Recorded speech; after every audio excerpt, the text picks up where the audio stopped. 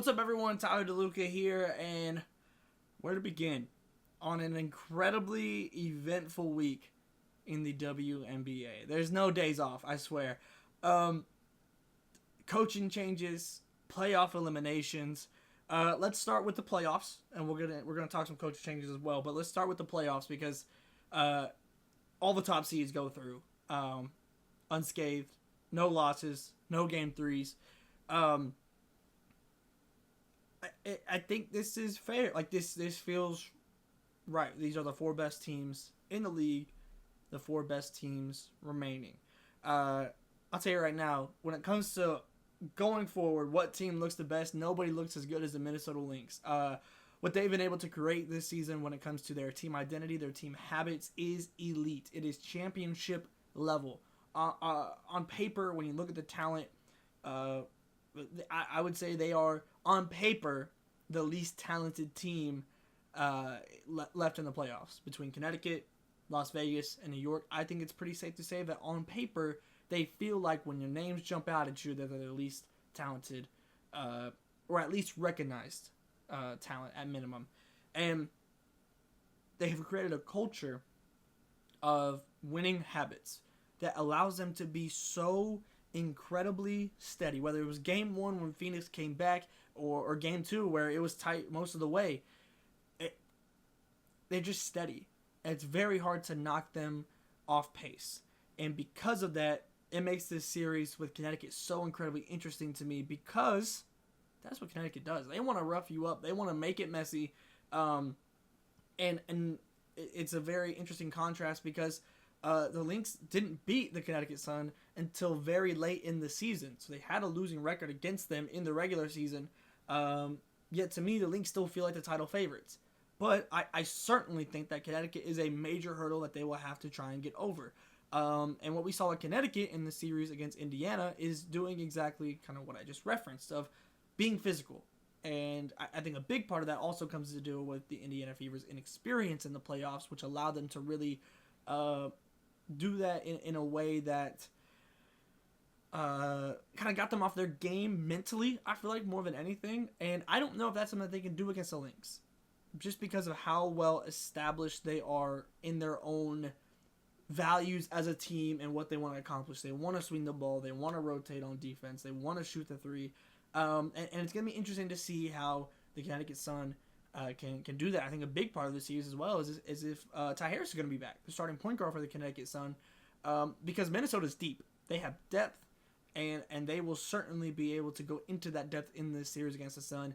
If the Sun already don't have a ton of depth, and then if you add or lose more so Ty Harris in this series, that's major because Marina Mabrey then slots into that starting role at the guard position. But speaking of Marina Mabrey, I talked about it before.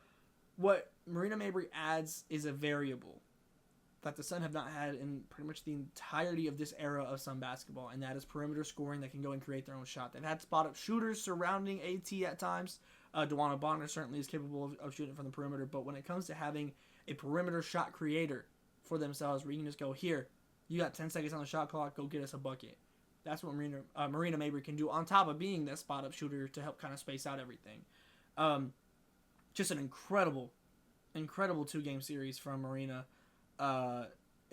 Just every big shot felt like it was coming her way, and she was knocking them down. They're gonna need that, no matter if she's coming off the bench or starting. They're gonna need more of that, just because of the variable that she brings, and just a different worry that you have to have for Connecticut.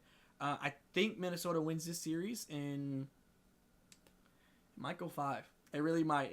I could see the home teams winning it each game, but it's going to be a tight one. It really is. Minnesota is still, to me, playing the best basketball in the W right now, but it's certainly going to be a tight one. And then on the other side, you have the finals rematch from last season, which is going to be electric. Las Vegas versus New York. I think the biggest thing for me for Las Vegas is it feels like they are starting to get back to Asia +1. And what I mean by that is Asia Wilson is going to get you yours. Like, she is going to get to her spots. She's going to get to her production. Now, in the second game, she didn't do it nearly as efficiently. Or first game, excuse me, where she went 21 points on 21 shots. And that is a win for the opposing team normally. If that's even, that's a win.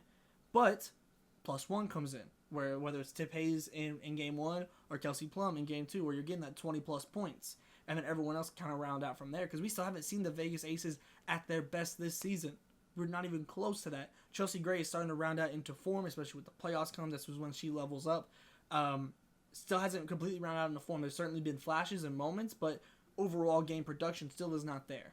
And for the Liberty, it's about Sabrina, who at the end of the tail end of the season, to me, played herself out of a All WNBA first team spot. Coming back from injury, coming back from Olympic break, just wasn't shooting the ball nearly as well.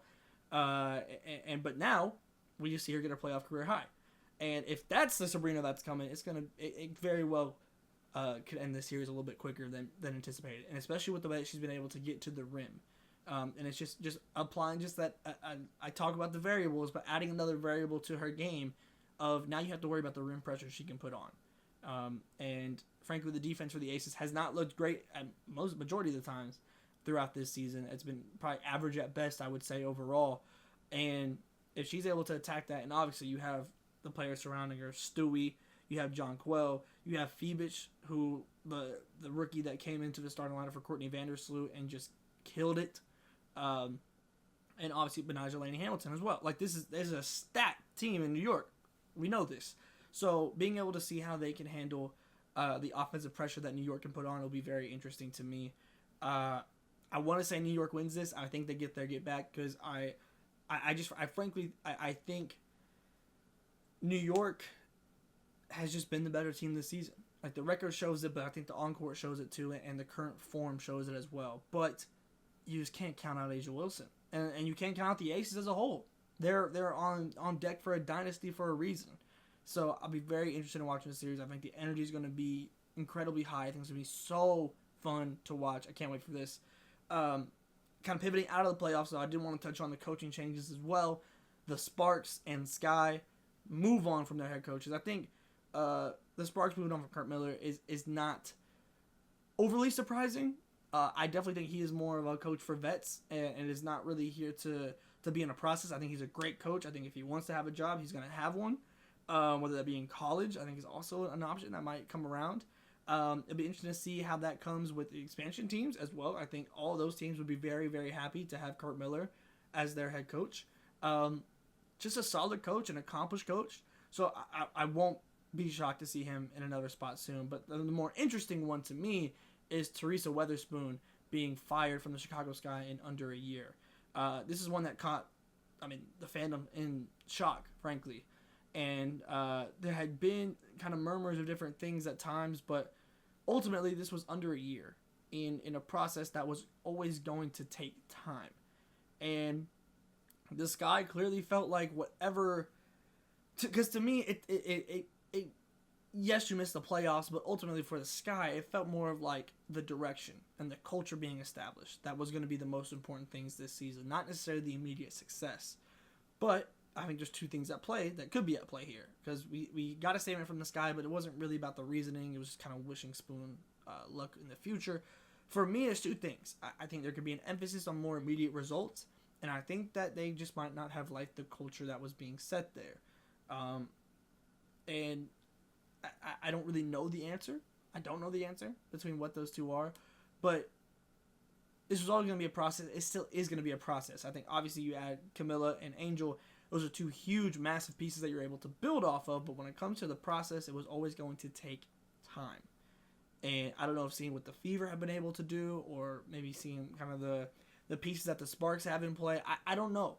I don't know what caused this, but James Wade left this franchise in ashes. The Sky are just now getting to upgrading facilities. There felt like an emphasis that could be put on player buy-in that Spoon could bring to overcome some of these things. And now they move on from it. So time will tell if this was the right or wrong decision. But this hire feels like it has to be the right one. It feels like this has to be the one where you're building towards something. I think there's several good candidates on the board. I think Pokey Chapman, Nikki Blue. There's several, and the list is longer than that could be named the next head coach of the Sky. But and really same for the Sparks as well. But it caught everyone off guard, and I think rightfully so. Because this felt like a process, and the process was not given time to develop. Now we just have to see if this was the right move or not. Because whatever comes next is still going to be a process, and it's going to take time. But I'll be very interested in seeing that. I'll be even more interested in seeing what these playoff games do in round 2. Let me know who you guys would want, both as coaches for the Sparks and Sky, and who you think are going to win these second round matchups, because they're going to be dogfights, and I can't wait. But yeah, let me know down below, and I'll see you next time.